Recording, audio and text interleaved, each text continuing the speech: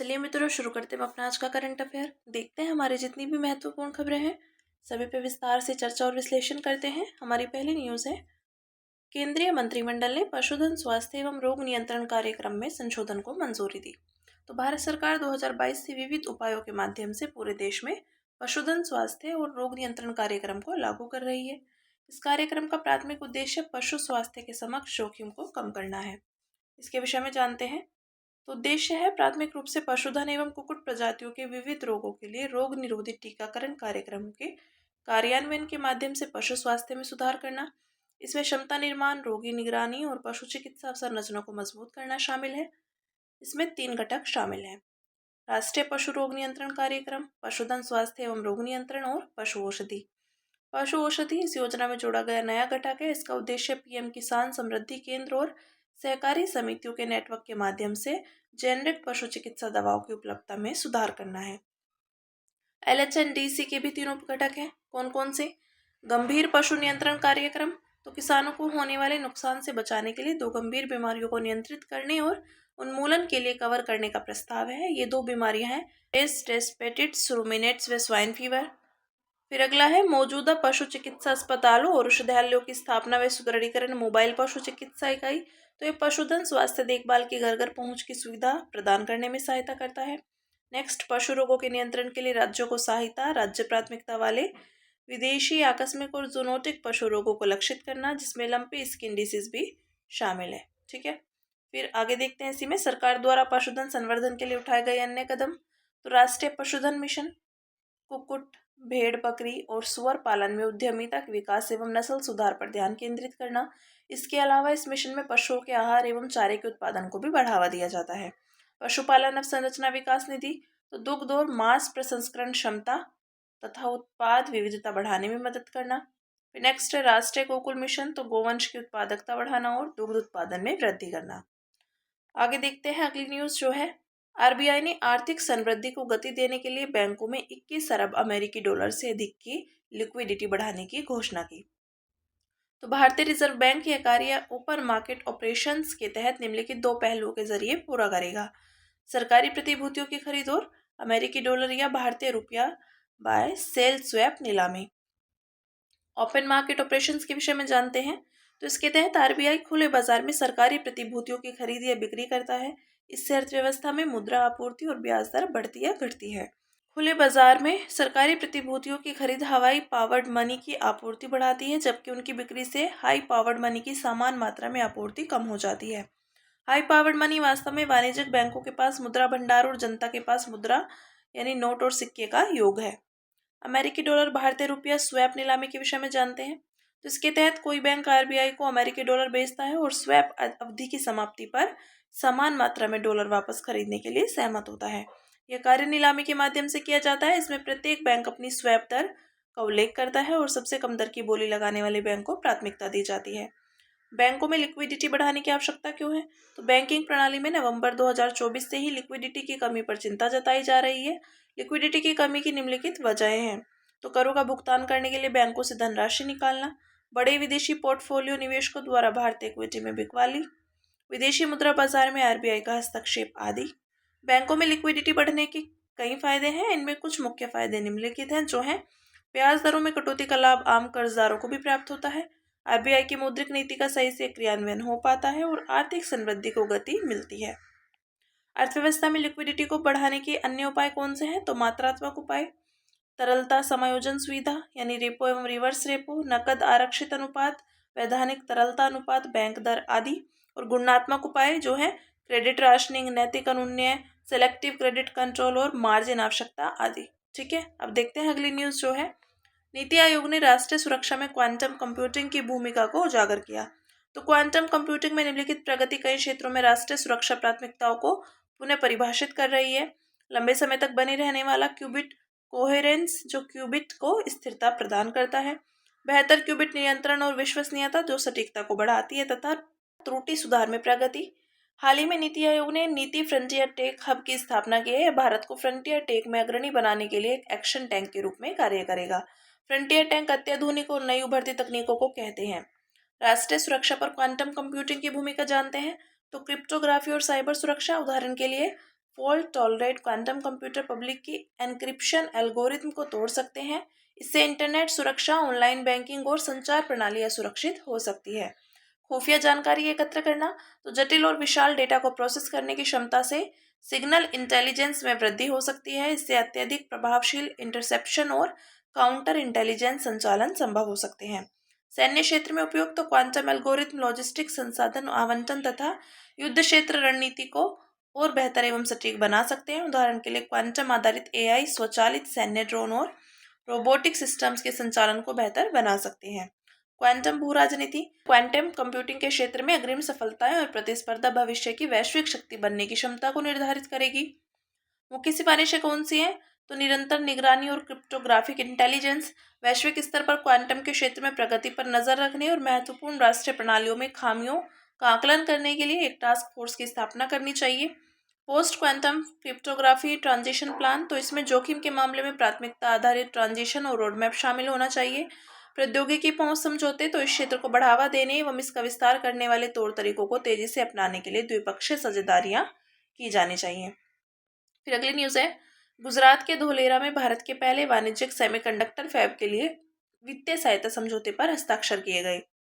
तो यह समझौता India Semiconductor Mission, Tata Electronics Private Limited और Tata Semiconductor Manufacturing Private Limited के बीच हस्ताक्षरित किया गया है। इसे 91,000 करोड़ रुपए से अधिक की सेमीकंडक्टर परियोजना को लागू करने की दिशा में एक महत्वपूर्ण कदम माना जा रहा है। इसकी क्षमता 50,000 वेफर स्टार्ट्स प्रति माह होगी। भारत सरकार ने इंडिया सेमीकंडक्टर मिशन के जरिए इस परियोजना के लिए सेमिकॉन इंडिया कार्यक्रम के तहत समान उधार पर 50% वित्तीय सहायता देने की प्रतिबद्धता जताई। India Semiconductor mission digital India corporation के तहत एक विशेष और स्वतंत्र व्यवसाय प्रभाग है। सेमिकॉन इंडिया कार्यक्रम के विषय में जानते हैं। उद्देश्य है सेमीकंडक्टर्स, डिस्प्ले मैन्युफैक्चरिंग और डिजाइन इकोसिस्टम में निवेश करने वाली कंपनियों को वित्तीय सहायता प्रदान करना। वित्तीय परिवेश 76,000 करोड़ रुपए। कार्यक्रम के तहत संचालित की जा रही योजनाएं कौन सी हैं? तो भारत में सेमीकंडक्टर फैब की स्थापना के लिए संशोधित योजना, भारत में डिस्प्ले फैब की स्थापना के लिए संशोधित योजना, भारत में compound semiconductor, silicon photonics, sensor fab, discrete semiconductors fab और सेमीकंडक्टर असेंबली, टेस्टिंग, मार्किंग एवं पैकेजिंग OSAT सुविधाएं स्थापित करने के लिए संशोधित योजना और डिजाइन से संबंध प्रोत्साहन योजना। अन्य पहले इलेक्ट्रॉनिक घटकों और सेमीकंडक्टर्स के विनिर्माण को बढ़ावा देने की योजना। इसका उद्देश्य घरेलू स्तर पर इलेक्ट्रॉनिक घटकों और सेमीकंडक्टर्स के निर्माण में आने वाली चुनौतियों को कम करना है। व्यापक पैमाने पर इलेक्ट्रॉनिक्स के लिए उत्पादन से संबंध प्रोत्साहन योजना, तो इसका उद्देश्य इलेक्ट्रॉनिक घटकों और सेमीकंडक्टर पैकेजिंग सहित मोबाइल फोन मूल्य श्रृंखला में निवेश आकर्षित करना है। चिप्स टू स्टार्टअप कार्यक्रम, तो इसका उद्देश्य देश में एक सशक्त फैबलेस चिप डिजाइन इकोसिस्टम विकसित करने के लिए उद्योग अनुकूल श्रम बल तैयार करना। आगे देखते हैं अगली न्यूज जो है, सुप्रीम कोर्ट ने उत्तराखंड में कैंपा फंड के दुरुपयोग पर जवाब मांगा। तो सुप्रीम कोर्ट ने उत्तराखंड के मुख्य सचिव से CAG रिपोर्ट के आधार पर वन विभाग द्वारा प्रतिपूरक वन रोपण प्रबंधन और नियोजन प्राधिकरण कोष यानी कैंपा फंड के दुरुपयोग के आरोप पर जवाब मांगा है।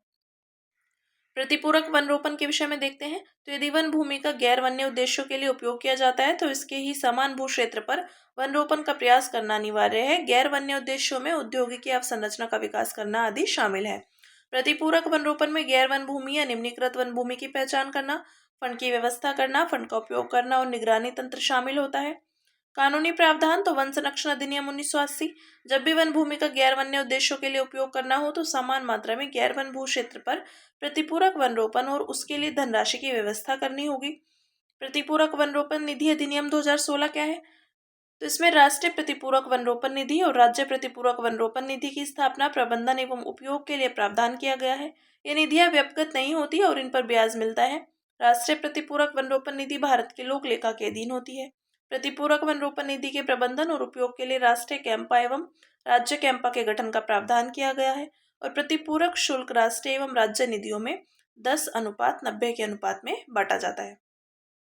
ठीक है, आगे देखते हैं अन्य सुर्खियां, जिसमें पहली न्यूज है पार्थक्यवाद। तो कुछ विशेषज्ञों का तर्क है कि संयुक्त राज्य अमेरिका के वर्तमान राष्ट्रपति द्वारा अपनाई जा रही नीतियां पार्थक्यवाद का संकेत देती हैं। इसके विषय में जानते हैं। ये एक प्रकार का राजनीतिक सिद्धांत या व्यवहार है। इसमें कोई राष्ट्र केवल अपने आंतरिक मामले में रुचि रखता है और अन्य देशों के मामले में राजनीति की आर्थिक रूप से उलझने से बचता है। इस सिद्धांत ने समय समय पर अमेरिकी विदेश नीति को दिशा दी। इस नीति या सिद्धांत को तब अपनाया जाता है जब अधिक खर्चीले या जोखिम भरे अंतर्राष्ट्रीय मामले में संसाधनों को लगाने के बाद भी प्रत्यक्ष या अप्रत्यक्ष रूप से विफलता हाथ लगती है।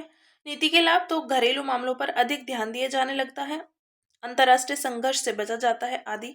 नुकसान है वैश्विक मामलों से निपटने में अधिक प्रभावी नहीं होना, अक्सर आर्थिक समृद्धि को कम करना। ठीक है। पर्वतमाला परियोजना। तो आर्थिक मामलों की मंत्रिमंडलीय समिति ने पर्वतमाला परियोजना के तहत उत्तराखंड में रोपवे परियोजना के निर्माण को मंजूरी दी। इसका उद्देश्य है पहाड़ी क्षेत्रों में कनेक्टिविटी बढ़ाना।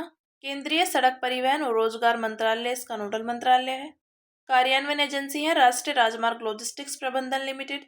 यह भारतीय राष्ट्रीय राजमार्ग प्राधिकरण का एक स्पेशल पर्पस व्हीकल है। इस परियोजना को सार्वजनिक निजी भागीदारी के माध्यम से कार्यान्वित किया जा रहा है। इसमें भारत सरकार परियोजना लागत का लगभग 60% सहायता प्रदान करेगी। रोपवे के लाभ तो लास्ट माइल कनेक्टिविटी सुनिश्चित होती है, पर्यावरण अनुकूल कनेक्टिविटी मिलती है, दुर्गम इलाकों के लिए आदर्श कनेक्टिविटी है आदि। फिर नेक्स्ट है माजुली द्वीप। तो असम के माजुली नदी द्वीप पर बढ़ते मानव वन्यजीव संघर्ष की वजह से इस क्षेत्र में कृषि पर निर्भर लोगों की आजीविका खतरे में पड़ गई है। इसके विषय में जानते हैं। तो ये असम में ब्रह्मपुत्र नदी में स्थित है। ये दुनिया का सबसे बड़ा नदी द्वीप है। यह भारत में जिले का दर्जा प्राप्त करने वाला पहला द्वीप है। द्वीप का निर्माण। तो इस द्वीप का निर्माण दक्षिण में ब्रह्मपुत्र नदी और उत्तर में सुबनसिरी नदी में मिलने वाली खेरकुटिया ज्योति से हुआ है। खेरकुटिया ज्योति ब्रह्मपुत्र नदी की एक शाखा है। इसका निर्माण ब्रह्मपुत्र नदी और इसकी सहायक नदियों मुख्य रूप से लोहित द्वारा मार्ग परिवर्तन के कारण हुआ है। यह असमिया नव वैष्णव संस्कृति का एक महत्वपूर्ण केंद्र है। यहाँ पर वैष्णव सत्र की स्थापना शंकर देव द्वारा की गई थी। ठीक है। फिर अगली न्यूज है ताप ट्रेपीजियम जोन। तो सुप्रीम कोर्ट ने वन अनुसंधान संस्थान को ताप ट्रेपीजियम जोन में वृक्षों की गणना करने का निर्देश दिया। इसके विषय में देखते हैं। तो ताप ट्रेपीजियम जोन ताजमहल स्मारक के चारों ओर लगभग 10,400 वर्ग किलोमीटर का अधिसूचित क्षेत्र है।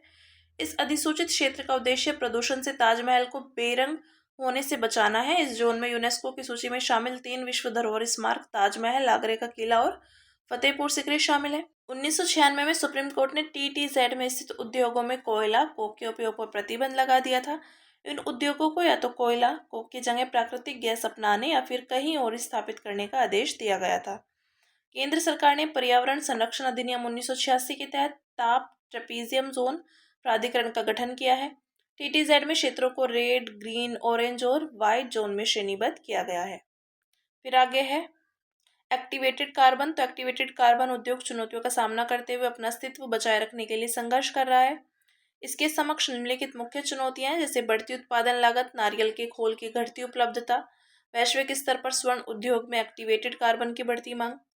इसके विषय में देखते हैं। इसे एक्टिवेटेड चारकोल, कोयला या एक्टिव कार्बन भी कहा जाता है। कार्बन की उच्च मात्रा वाले पर्यावरणीय अपशिष्टों से उत्पादन होता है। विशेषताएं हैं उच्च पृष्ठीय क्षेत्रफल, छिद्रित संरचना, उच्च पृष्ठीय अभिक्रिया। उपयोग है जल को शुद्ध करने, क्लोरीन को हटाने और दुर्गंध दूर करने में। खाद्य उत्पादों, कॉस्मेटोलॉजी और ऑटोमोबाइल उद्योग में किफायती अधिशोषक के रूप में, बहुमूल्य धातु विशेष रूप से सोने की रिकवरी में। नेक्स्ट है चक्रीय अर्थव्यवस्था पर जयपुर घोषणा पत्र। तो एशिया व प्रशांत क्षेत्र में 12वां क्षेत्रीय 3R और सर्कुलर इकोनॉमी फोरम सदस्य देशों द्वारा सर्वसम्मति से जयपुर घोषणा पत्र अपनाने के साथ संपन्न हुआ। देखते हैं इसकी मुख्य विशेषताएं क्या हैं जयपुर घोषणा पत्र की 2025 से 2035। तो यह एक स्वैच्छिक घोषणा पत्र है। यह घोषणा पत्र संसाधन दक्षता और सतत सामग्री उपभोग पर बल देता है। साथ ही इसमें अनौपचारिक क्षेत्र को लैंगिक मुद्दों एवं श्रम संबंधी मुद्दों को भी शामिल किया गया है। इसमें एक वैश्विक गठबंधन C3 यानी सिटीज कोएलिएशन फॉर सर्कुलरिटी के रूप में एक सहयोगी ज्ञान मंच स्थापित करने पर भी सहमति बनी है।